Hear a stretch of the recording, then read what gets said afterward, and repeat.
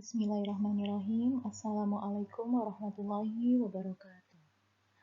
Baik, kali ini kita jumpa di review PAT 2021 pelajaran prakarya dan kewirausahaan untuk kelas 11 MIPA dan IPS bersama Miss Husnul Khotimah. Kita baca bismillah dulu. Bismillahirrahmanirrahim. Baik, pada soal PAT PKWU nanti, dua bab yang akan dikeluarkan di soal tersebut yaitu tentang usaha budidaya ikan dan usaha rekayasa produk konversi energi. Nah, di slide ini adalah perencanaannya. Yang di sebelah kiri ini adalah kisi-kisi untuk soal budidayanya. Ya, di sini nanti akan ada pernyataan mengenai perencanaan usaha budidaya ikan. Nah, apa aja yang dipersiapkan, nanti kalian tunjukkan mana faktor penting yang harus dipersiapkan.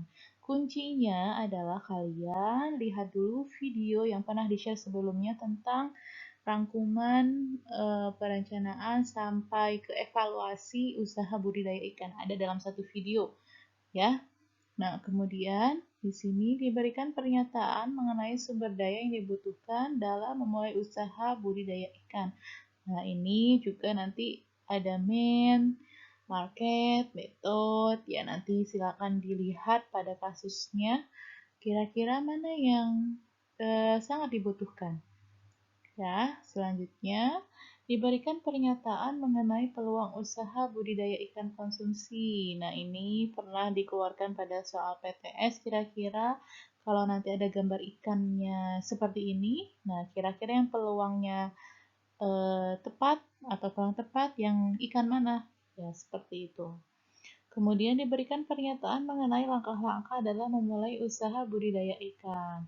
Nah, di sini siswa mampu menentukan langkah selanjutnya dalam proses tersebut. Nah, ini juga ada di video yang pernah di-share mengenai langkah-langkah apa aja ketika kalian memulai usaha budidaya ikan. Nanti kita bahas di slide selanjutnya. Ya, kemudian nanti ada pernyataan mengenai sumber daya yang dibutuhkan dalam memulai usaha budidaya ikan. Nah, ini sama juga ya. Nanti ada ilustrasi, kalian tinggal menentukan sumber daya yang dibutuhkan. Ya, jadi untuk yang perencanaan di usaha budidaya ikan, kita bisa simpulkan kuncinya adalah kalian mampu menunjukkan sumber daya apa yang dibutuhkan. Ya, kita tahu sumber daya itu ada main, metode, market, material. Ya, tinggal nanti dilihat kasusnya. Ya, kira-kira kalau nanti kasusnya Ibu Ani misalnya, dia seorang pengusaha ikan, dia punya market yang sangat bagus, artinya ramai pengunjung. Ternyata dia kewalahan dalam melayani para pembeli. Nah, kira-kira sumber daya apa yang dibutuhkan? Ya, seperti itu. Ya, kita lanjut ke perencanaan yang bagian usaha jasa konversi energi.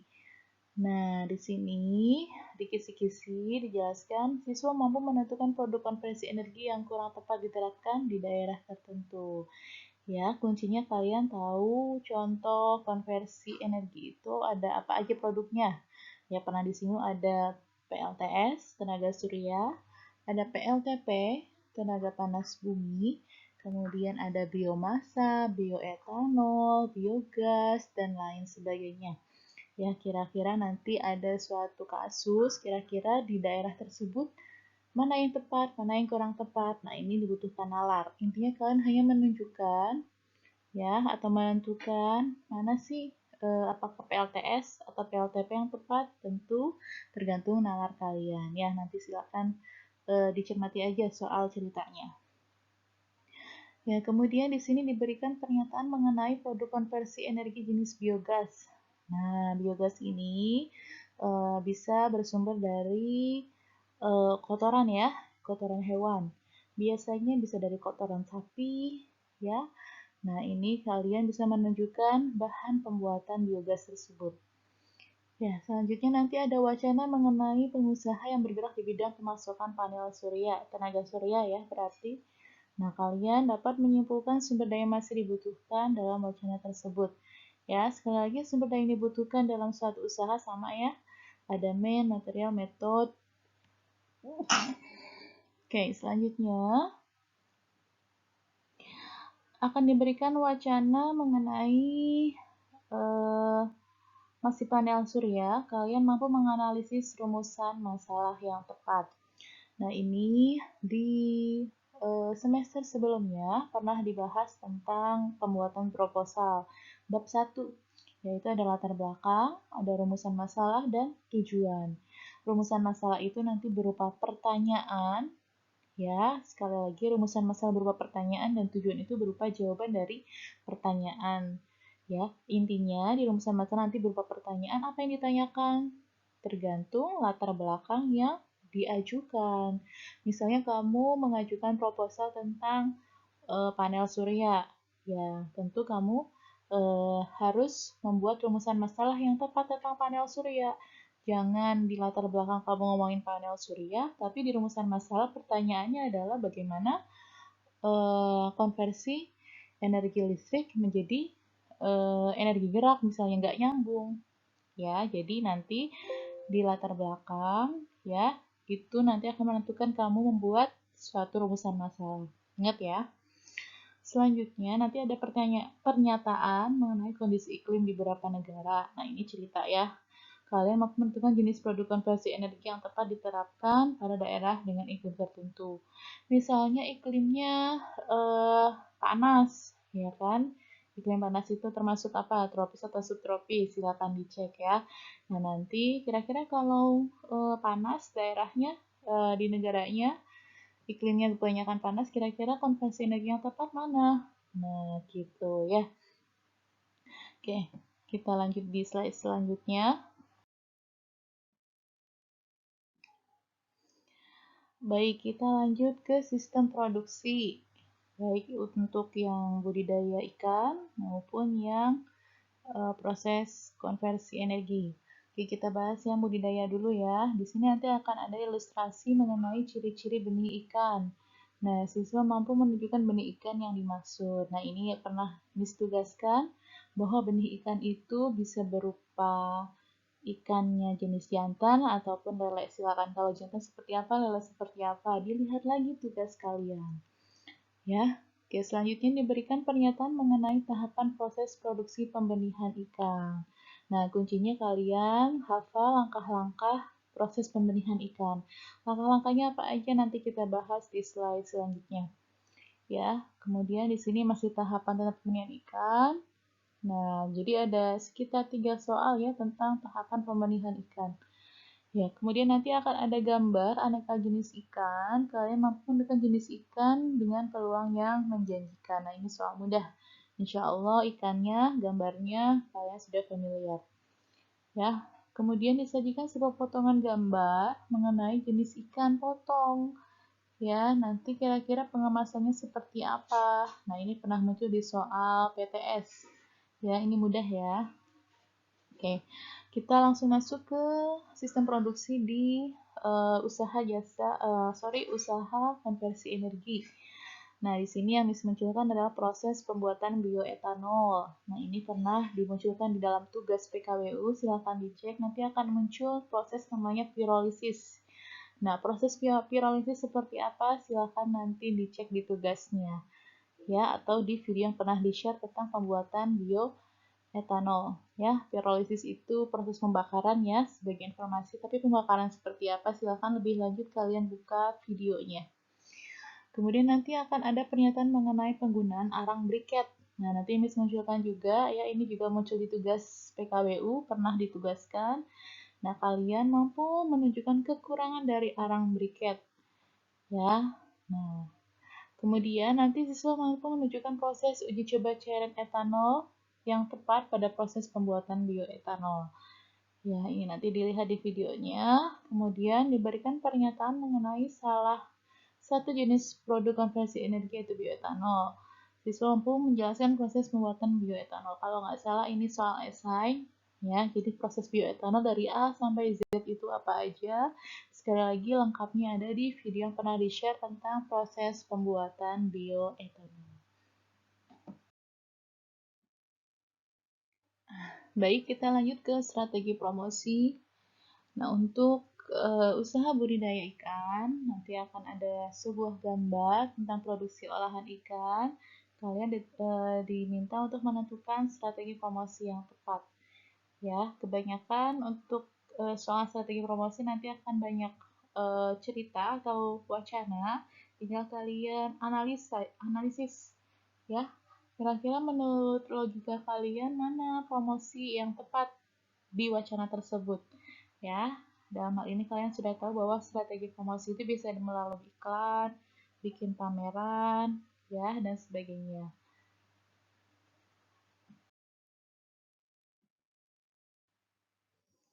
Baik, untuk evaluasi usaha, baik di budidaya ikan maupun di produk konversi energi, ini sama ya langkah-langkahnya. Bahwa untuk yang budidaya ikan dulu kita bahas ya, kalian diminta menganalisis tanggapan seseorang dalam kondisi tersebut. Nah, ini teori tentang titik impas. Ya, sekali lagi titik impas itu adalah titik di mana seorang pengusaha itu tidak rugi atau tidak untung, itu titik impas. Nah, kira-kira kalau nanti misalnya Ibu Ani jualan ikan, nah ternyata dia nggak mampu untuk membeli ikan lagi untuk jualan lagi besoknya. Kira-kira Ibu itu rugi atau untung atau titik impas. Ya, itu seperti itu kira-kira gambarannya. Kemudian disajikan wacana mengenai suatu permasalahan dalam usaha budidaya ikan. Kemudian siswa mampu memecahkan masalah yang ada pada wacana tersebut. Ya, ini yang namanya mengevaluasi berarti kan mengkritik. Ya, silakan ini lebih ke nalar kalian.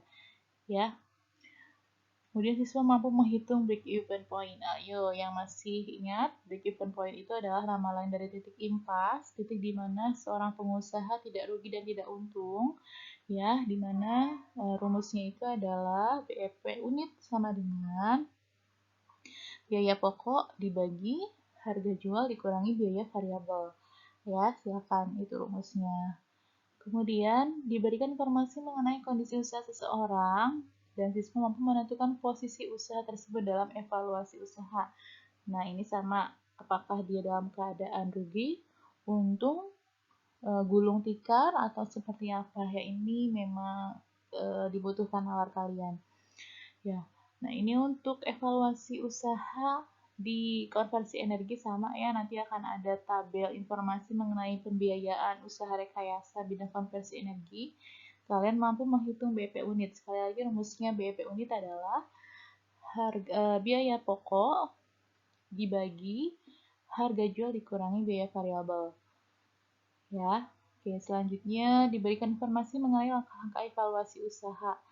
Ya, kalian mampu menyusun kembali dengan benar tahapan evaluasi tersebut. Oke, untuk tahapan evaluasi usaha nanti kita bahas di slide setelahnya. Nah, ini kemudian diminta menjelaskan pengertian dari BEP. Tadi ya, BEP itu adalah titik impas di mana seorang pengusaha itu tidak rugi ataupun tidak untung. Ya. Selanjutnya diberikan ilustrasi mengenai usaha seorang pengusaha di bidang konversi energi. Siswa mampu menjelaskan proses evaluasi usaha tersebut. Jadi misalnya nanti ada seorang pengusaha bidang panel surya, jualan panel surya, ya kira-kira berdasarkan tahapan-tahapan evaluasi usaha itu dia seperti apa. Ya, ini nanti berupa cerita, nanti kalian jelaskan berdasarkan langkah-langkah evaluasi usaha. Oke, kita lanjut ke slide selanjutnya. Oke, yang harus diingat tentang budidaya ikan, yang pertama adalah sumber daya yang dibutuhkan, itu ada manusia, money, uang, market, pasar, metode, material. Nah, kemudian ada langkah pemilihan ikan. Nah, ini yang pertama persiapan sarana dan prasarana, pemeliharaan induk, pemijahan induk, penetasan telur, pemeliharaan larva dan benih sampai ke proses panen. Ini langkah-langkahnya ya, silakan tahapan-tahapannya diingat. Nah, di sini ada strategi promosi usaha dapat bervariasi sesuai kondisi, seperti melalui media sosial, bikin promo, pameran, spanduk, iklan, dan sebagainya. Kemudian tahapan evaluasi usaha ini ada 4. Yang pertama, mengecek posisi keseluruhan usaha. Jadi misalnya Bapak Andi punya usaha ikan, ternyata ada banyak, ada 5 cabang. Nah, kelimanya ini dicek satu persatu apakah dia dalam keadaan ramai atau sepi, nah seperti itu. Kemudian proses selanjutnya dia mengevaluasi apakah ada kemajuan atau kemunduran. Ya, apakah misalkan bulan kemarin rame, bulan ini sepi atau gimana? Nah, itu ya dievaluasi. Kemudian setelah dievaluasi apakan? Langkah perbaikan atau pengembangan. Sampai terakhir menentukan target selanjutnya. Oh, ternyata cabangnya Pak Andi yang di Bogor misalnya itu agak sepi, maka langkah perbaikannya mungkin bisa menutup dulu sementara ya, target selanjutnya buka cabang di kota yang lebih ramai misalnya. Ya, yang terakhir adalah analisa titik impas harus berdasarkan, nah ini tadi ya, titik impas itu ada biaya pokok, biaya variabel, dan harga jual. Nah, ini yang harus diingat tentang rekayasa konversi energi untuk sumber yang dibutuhkan sama ya, seperti yang dibudidayakan. Nah, ini contoh produk konversi energinya bisa berupa PLTS, PLTP, biogas, biomasa, bioetanol, arang briket, sumber daya angin kemarin ya, atau dari tenaga arus ombak laut, ya, dan banyak lainnya. Nah, kalian juga harus mengecek bagaimana proses pembuatan arang briket dan penggunaannya. Nah, ini pernah Miss tugaskan, silakan dilihat lagi catatan kalian. Kemudian proses pembuatan bioetanol juga pernah ditugaskan, dilihat kembali. Kemudian strategi promosi ini bisa berupa media sosial, promo, pameran, spanduk, iklan, dan sebagainya, tergantung nanti kasusnya seperti apa usahanya itu.